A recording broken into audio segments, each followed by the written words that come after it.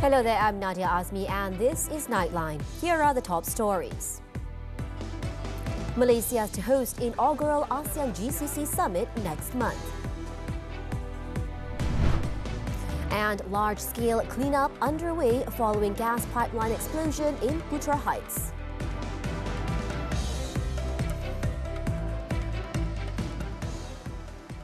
Good morning. Malaysia is set to make history as it prepares to host the first ever ASEAN Gulf Cooperation Council GCC summit in Kuala Lumpur next month. Prime Minister Datuk Seri Anwar Ibrahim revealed that China has also been invited to attend the high-level meeting, which will bring together leaders from all ASEAN member states as well as 6 Gulf nations, namely the United Arab Emirates, Bahrain, Oman, Kuwait, Qatar and Saudi Arabia. The Prime Minister made the announcement during the 2025 Kelantan State-Level Aidilfitri Madani celebration at Pantai Irama on Saturday afternoon. Kita juga jemput negara China dan ada kemungkinan besar Perdana Menteri Li Qiang, Premier Li Qiang akan turut hadir. Jadi alhamdulillah saudara, kerana sistem kita ini, keamanan kita dan pertumbuhan ekonomi yang begitu baik, dia mendapat perhatian dunia dan mengadakan sidang di sini. Pertama kali ya, di negara ASEAN ada sidang ASEAN, negara-negara teluk dan kita undang China. Sikap kita cukup terbuka. The Prime Minister added that Malaysia is increasingly being seen as a reference point by both developed and developing nations thanks to its robust economic growth and increasing investment, thus clearly demonstrating that the policies being implemented by the unity government are on track. On another matter, the Prime Minister said the federal government has decided to expedite flood mitigation projects in Kelantan to address the state's perennial flooding problem. Anwar said this includes exploring new methods not only to tackle the flood issue but also to resolve water shortages during dry seasons. Anwar said the state often experienced weather extremes, including periods of excessive water during floods and severe scarcity during droughts. Kelantan telah menetapkan beberapa projek utama. Tahun ini saya memutuskan supaya projek tebatan banjir yang mengikut fasa kerana belanjanya sangat tinggi patut disegerakan kerana kita tak sanggup lihat tiap tahun kerajaan silih berganti, persekutuan begitu rupa, tetapi masalah banjir tak terkawal. To that end, he said the Energy Transition and Water Transformation Ministry, as well as Ministries of Economy and Finance, have been tasked with identifying new approaches to address the issue. He also emphasized the importance of strong ties between the federal and state governments, regardless of differing political affiliations. Jangan backing. Tak ada makna. Kita gocor bagaimana dia? Kita kena sahabat. Jadi saya nak terangkan kerana saya hormati dan terima baik persahabatan yang ditunjukkan oleh pimpinan kerajaan negeri Kelantan, khususnya Datuk Menteri Besar. Earlier, the Prime Minister also chaired the Kelantan State Development Special Meeting in Kota Baru. He stressed that welfare and well-being of the people in Kelantan must be prioritised, particularly in efforts to boost economic development and shared prosperity. Elsewhere, during another event in Butterworth, Pulau Pinang on Saturday evening, the Prime Minister reaffirmed that Malaysia, along with other ASEAN member states, will not back down in facing possible tariffs by the United States. Anwar was speaking at the 2025 Pulau Pinang State-Level Madani Aidilfitri celebration, which was attended by over 10,000 people. He acknowledged that the issue of tariffs could potentially impact key semiconductor hubs such as Pulau Pinang, but stressed that it will be addressed through a policy of openness and diplomacy. Maka kita guna kekuatan Malaysia, hubungan baik dengan Amerika, dengan Eropah, hubungan baik dengan negara China dan negara-negara jiran ASEAN. Saya dah hubungi semua kawan-kawan saya negara ASEAN, semuanya berpakat. Dia kata, teruskan usaha cari jalan atas nama dan semangat ASEAN. The Prime Minister also emphasised that unity among the country's multiracial society still remains a key pillar of national development and stability.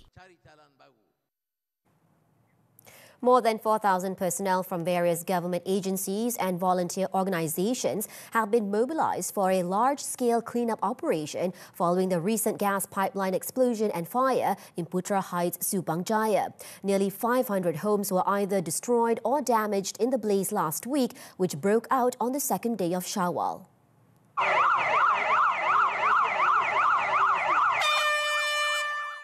The two-day operation, dubbed Op Mega Pembersihan, was officially launched by Selangor Menteri Besar Datuk Seri Amiruddin Syahri at the Subang Jaya City Council Arena. On Saturday morning, nearly 1,500 government staff and 600 NGO volunteers were deployed to the main blast zone, covering 3 residential areas in Putra Heights. The operation also involves 144 heavy-duty vehicles and machines, including water jetters, water tankers, roll-on roll-off trucks, skylifts and wood chippers. The focus is on clearing debris around the homes, and volunteers would only enter the houses if requested by the homeowners. The cleanup prioritizes the removal of soil, rubble and fire debris. Efforts have been more straightforward in Taman Putra Heights and Putra Harmoni thanks to organised urban planning and good road access in those neighbourhoods. However, cleanup teams faced greater challenges in Kampung Kuala Sungai Baru. The area, which was heavily damaged in the April 1st fire, was built without formal planning, a factor that has hampered cleanup efforts.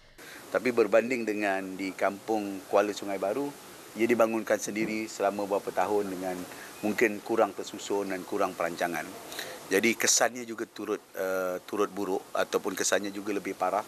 He also explained why large-scale cleaning efforts could not begin sooner.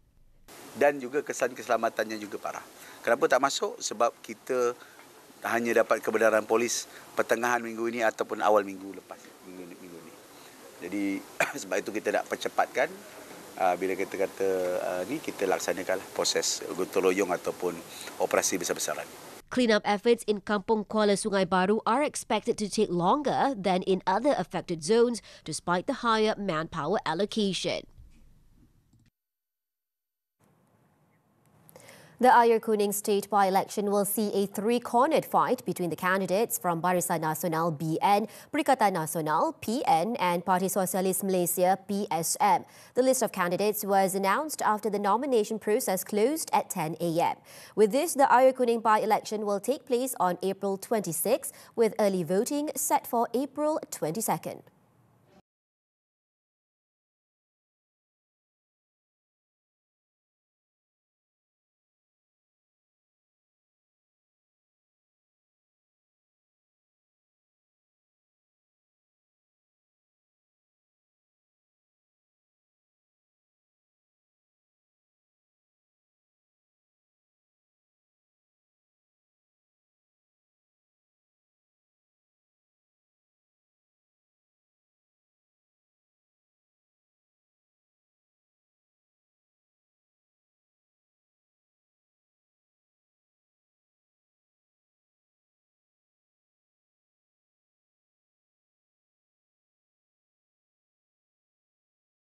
Aimin was the first to submit his nomination papers when the centre opened at 9 a.m, followed shortly by Muhammad Yusri and then Bawani.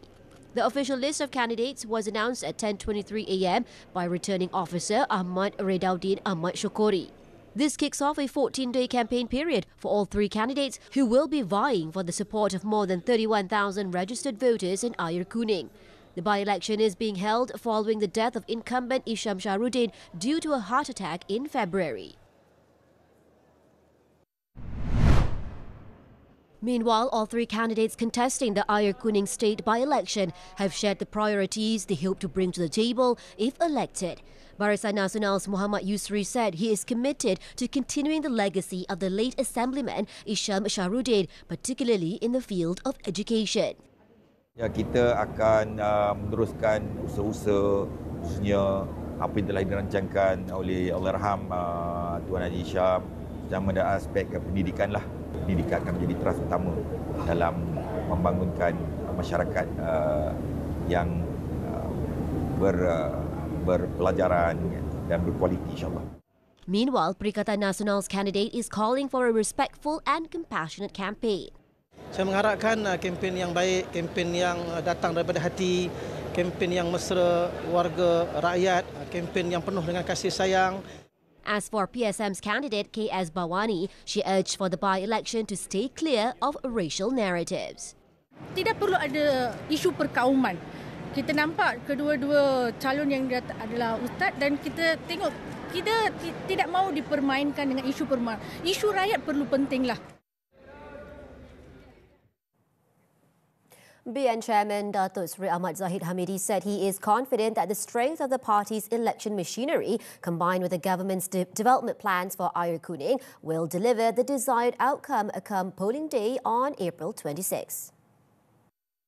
Pembangunan akan diteruskan dan cara kebetulan Air Kuning adalah di kawasan luar bandar, maka insya-Allah KKDW akan memikirkan tentang pembangunan infrastruktur yang berterusan.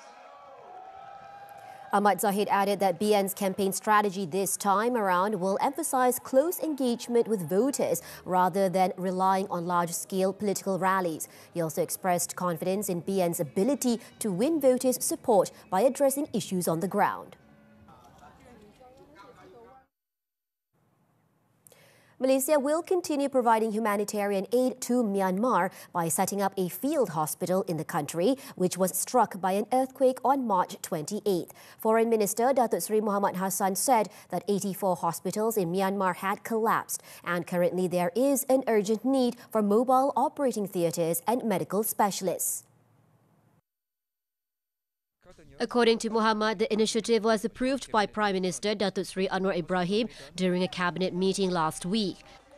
Hospital ini lengkap dan kita mahu menghantar yang sebegini. Kita tak boleh nak marah kepada orang. Kita tak mahu menyusahkan tuan rumah, dia adalah susah. The establishment of the field hospital will be carried out by the Malaysian Armed Forces, ATM, in collaboration with the Health Ministry. On March 30th, Malaysia donated 10 million ringgit in humanitarian aid to those affected by the earthquake. The government, through the National Disaster Management Agency, had also deployed the Special Malaysia Disaster Assistance and Rescue Team, SMART, to participate in search and rescue operations. An increasing number of retailers in Malaysia are turning to artificial intelligence AI to enhance efficiency and personalize shopping experience. Rapid technological advancements are now creating new growth opportunities for businesses amid the increasingly competitive retail landscape. Malaysian Retail Chain Association MRCA President Datuk Ken Pua observed that businesses are increasingly adopting innovative tools to optimize operations and respond to changing consumer behavior. I think early adopters of AI is very important to their businesses. Almost 30% of members are adopting AI. For example, price optimization and dark rooms. Dark room meaning they can fill up while the machine is learning about what product to fill up to get it on the shelf in better timing to serve their consumer. He also emphasized that this is an ideal time for local retailers to adopt e-commerce, following the entry of leading global technology companies into the Malaysian market. I think this has got to be a very crucial part of it, that we have already the presence of Amazon, AWS, Lark and Huawei. All these companies are already in the country and enable. This is not a threat. Digital is an enabler and not a threat to our businesses. Pua said this on an episode of TV3's flagship business and financial talk show, Money Matters, which aired on Saturday. He added that the 2025 outlook for retail businesses remains positive, with many already embracing the digital marketplace. Fire breaks out at Perak School during PTA meeting. The details after this breather.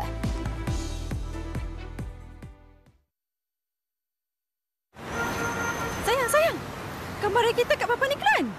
Nak lihat foto raya anda di papan iklan digital Big 3? Anda hanya perlu hantarkan foto paling raya anda bersama insan tersayang ke big3.com.my. Jika foto anda terpilih, anda juga berpeluang memenangi duit raya berjumlah RM500 dan beramal kepada yang memerlukan. Penyertaan dibuka sekarang sehingga 13 April sahaja tahu. Jangan ketinggalan. Kongsikan kenangan, kongsikan rezeki. Mempertaruhkan nyawa demi keadilan.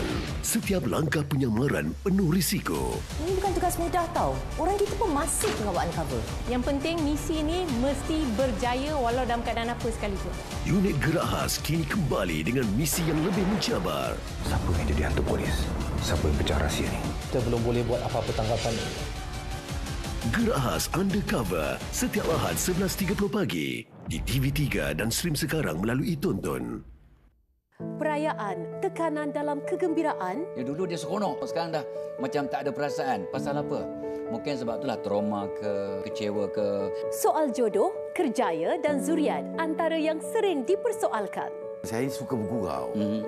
Perkataan daripada mulut saya ni kadang-kadang boleh menyinggung perasaan orang. Saya tak tahu apa, saya minta maaf.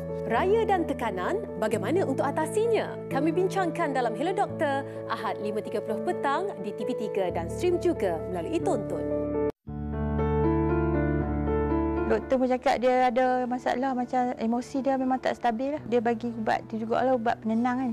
Tengok dia memang tak stabil, emosi dia pun. Dia tak mau jumpa siapa-siapa pun. Mak awal-awal tu macam tak boleh terima lah dia nak saya sihat. Lepas tu dia pun nak saya teruskanlah rawatan tapi saya cakap tak apalah, kita ada masalah kewangan dah dulu, kita berhenti dulu.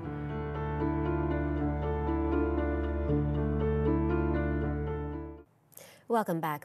Bukit Aman has identified several individuals believed to be linked to the founder of the controversial Mobility Beyond Imagination (MBI) international group, a company at the centre of a major investment scam.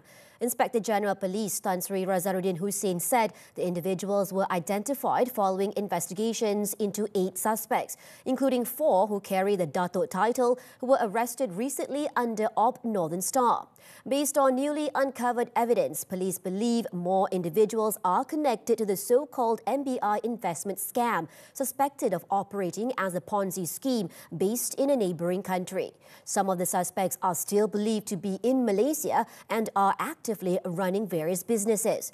Razaruddin explained that the seizure and freezing of assets worth 3.17 billion ringgit by Bukit Aman on March 20th was only the first phase of the ongoing investigation.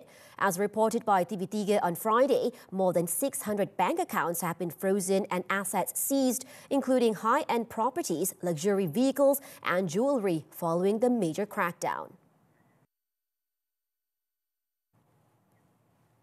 What was meant to be a festive and formal gathering at the Sekolah Menengah Kebangsaan Lahad near Ipoh, Perak turned into a scene of panic when a fire broke out in one of the school blocks. The blaze, which occurred at about 11 a.m., caused severe damages to 7 classrooms as well as the roof of the building.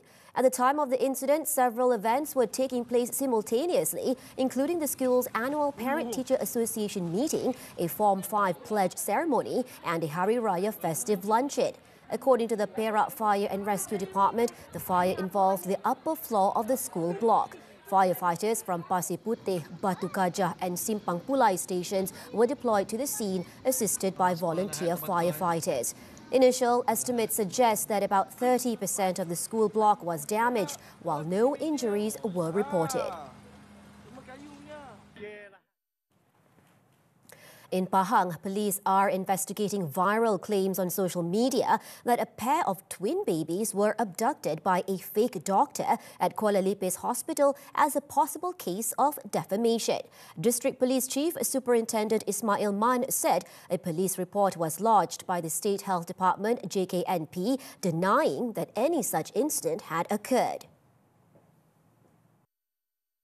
In a statement on Saturday, JKNP said an internal probe by the department found no records of twin babies being treated for 9 months in the hospital's pediatric ward, contrary to the claim made online. The viral post, which began circulating on Friday, alleged that a set of twins who were warded at the hospital for 9 months due to lung issues went missing 2 weeks ago. JKNP also stated that there is no record of a female doctor having treated the twin babies for 9 months as claimed. The police are currently investigating the social media post under the Penal Code for defamation and the Communications and Multimedia Act for uploading of false content. Dozens killed in deadly thunderstorms. The details when Nightline returns.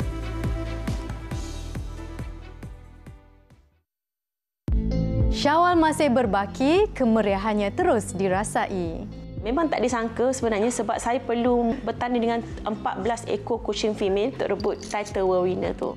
Dalam konteks jenayah seksual hari ini, seorang boleh jadi mangsa, seorang boleh jadi pelaku jenayah. Antara cabarannya untuk berubah tu bukan senang. Resepi ni simple je, tak perlu minyak masak pun. Disebabkan tetamu kita pun dah nak sampai. Last kali kita boleh masukkan irisan daun kunyit supaya dia naik seri lah. Saat takbir bergema, ada yang patah remuk hatinya. Lepaskan aku tak salah! Kamu kaya! Baru nak puasa raya ayah dengan kita. Ada yang rasa nak patah balik. Rasa sekarang pujuk ni. Tak dapat. Dan ada yang tak nak patah hati lagi. Aku dah jatuh cinta dengan awet ni. Kau plan lah. Pusing satu taman ni nak cari awet tu tak? Indahkan memori Syawal di Cereka Ahad TV3 dan stream juga melalui Tonton. Doktor pun cakap dia ada masalah macam emosi dia memang tak stabil lah. Dia bagi ubat, dia juga lah ubat penenang kan. Tengok dia memang tak stabil, emosi dia pun dia tak mau jumpa siapa-siapa pun. Mak awal-awal tu macam tak boleh terima lah dia nak saya sihat. Lepas tu dia pun nak saya teruskanlah rawatan tapi saya cakap tak apalah, kita ada masalah kewangan dah dulu, kita berhenti dulu.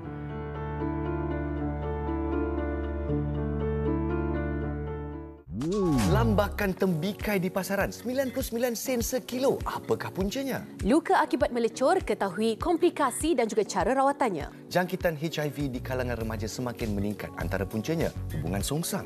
Halang tugas penjawat awam, anda boleh dikenakan tindakan di bawah Seksyen 186 Kanun Keseksaan. Soal wang, impak kenaikan tarif Amerika Syarikat ke ekonomi Malaysia dan juga dunia. Saksikan Malaysia hari ini, Isnin hingga Jumaat jam 10 pagi. Di TV3 dan juga stream di Tonton. Welcome back. More than 60 people were killed this week in unusually intense thunderstorms across eastern India's Bihar state and neighbouring country Nepal.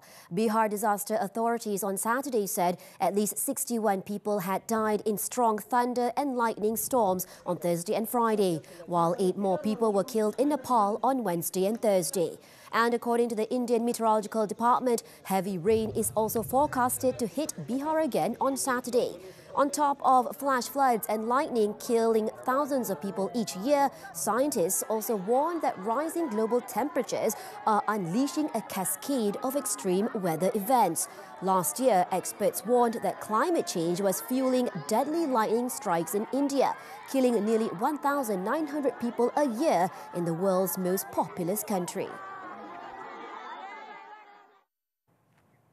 A bomb planted near the offices of Greece's main railway company exploded in a busy district of central Athens late on Friday. According to local media, both a newspaper and a news website had received an anonymous call shortly before the blast, warning that a bomb could explode within 40 minutes. Authorities said the makeshift bomb had been hidden in a padlocked backpack placed on a scooter without a license plate. However, the device detonated before a police bomb disposal squad could disable it. So far, no one has claimed responsibility for the attack. However, the explosion comes amid widespread public anger over an old railway disaster.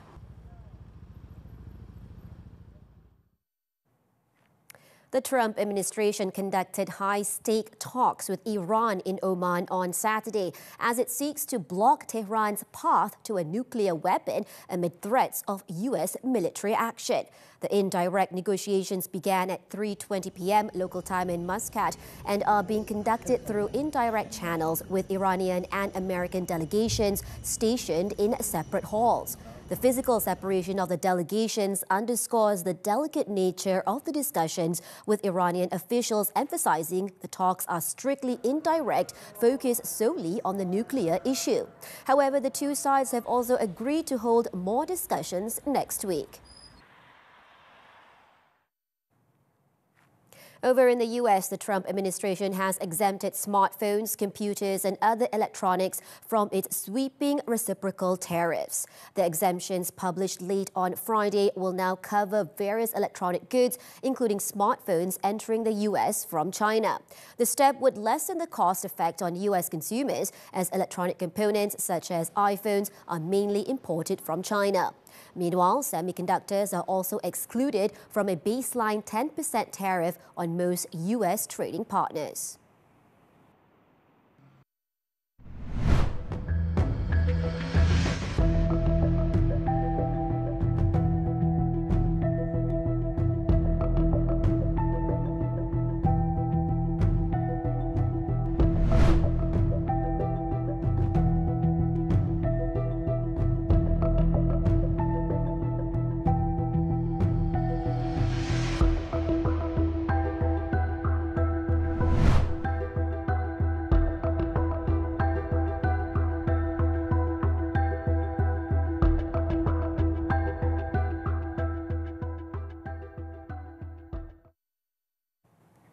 Switching to sports now, the 2025 Badminton Asia Championships in Ningbo, China. A sweet treat for Malaysians as our sole representative, Aaron Chia and So Wee Yik, stormed into the final for the second time after dethroning defending champions Liang Wei Keng, Wang Chang of China in the men's doubles on Saturday. World number 6 pair Aaron Woo Yik produced a clinical performance to beat the Chinese world number 3 pair 21-12, 21-14 in a 31-minute last 4 clash. The national pair previously reached the BAC final for the first time in 2022, where they lost to Indonesia's Pramudya Kusuma Wardana Yeremia Rambitan in Manila. Their third win over the top Chinese pair in 11 meetings also earned them their first final since winning the Korea Masters title in November last year. Awaiting them in the final on Sunday will be another Chinese duo, Chen Boyang, Liu Yi. Moving on to football, the Super League. 3 matches lit up Saturday night. Kedah Darul Aman FC were held to a 1-1 draw by Sabah FC, while Sri Pahang FC edged past Perak FC with a narrow 1-0 victory in a hard-fought contest. Meanwhile, PDRM FC bounced back from last week's setback with a nervy 1-0 victory over Terengganu FC. At the Selayang Municipal Council Stadium, Terengganu nearly took the lead in the 25th minute with close efforts from Akia Rashid and Safawi Rashid. But despite the pressure, the Cops held firm as the first half ended goalless. PDRM came out firing after the break, and just 3 minutes into the second half, Muhammad Imran Samso struck home what would be the winning goal. The victory marked PDRM's 7th win of the season, while Terengganu suffered their 7th defeat.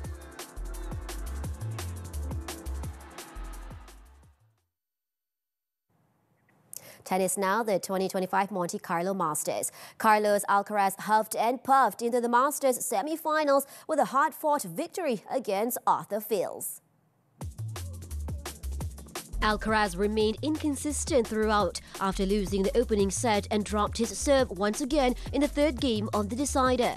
However, the 21-year-old Spaniard broke back before wrapping up the match with a 4-6, 7-5, 6-3 victory after more than 2 hours on court. The 4-time Grand Slam champion is set to take on fellow Spaniard Alejandro Davidovich Fokina, who defeated Australia's Alexei Popyrin 6-3, 6-2. Already a 2-time finalist in 2025, Davidovich Fokina put pressure on Popyrin, forcing him to make 33 errors in the match before sealing the win after just 69 minutes.